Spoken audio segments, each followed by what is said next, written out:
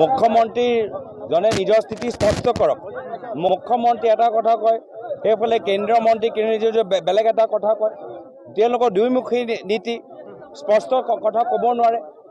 আজি সেইকাৰণে আমি কথাটো বিচাৰোঁ, দুয়োজন মানুহক একেলগে একে মঞ্চত মাতি আনি তেওঁলোকে এটা জইণ্ট সংবাদমেল কৰি নিজৰ স্থিতি স্পষ্ট কৰক।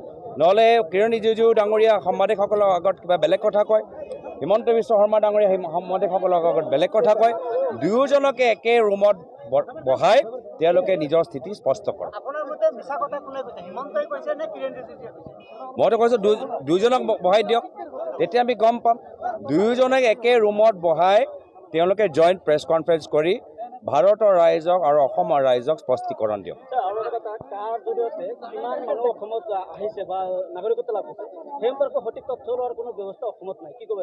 না, হিমন্ত বিশ্ব শৰ্মা ডাঙৰীয়াই কৈছে যে কোনে আবেদন কৰাই নাই, কাৰ জৰিয়তে কোনো আবেদন কৰা নাই।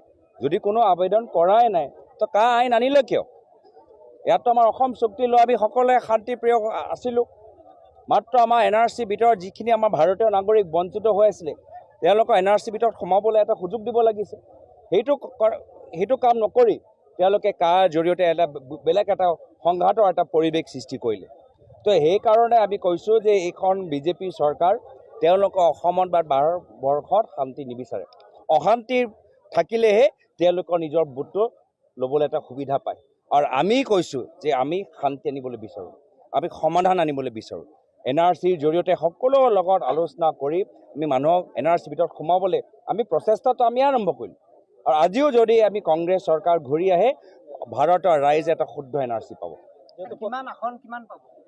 চাওক, এইটো নিৰ্বাচন গুৰুত্বপূৰ্ণ নিৰ্বাচন। এই নিৰ্বাচনৰ জৰিয়তে আমি নিজৰ গণতন্ত্ৰ ৰক্ষা কৰিবলৈ আমি বিচাৰোঁ।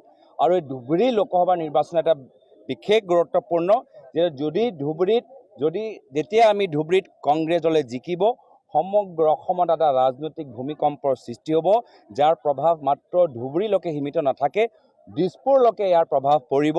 ধুবুৰীত আমি AIUDF দলক পৰাজিত কৰিলে মানে আজিৰ পৰা 2 বছৰ পিছত দিছপুৰত আমাৰ বিৰোধী ঐক্য মঞ্চৰ কংগ্ৰেছৰ নেতৃত্বৰ চৰকাৰ হ'ব।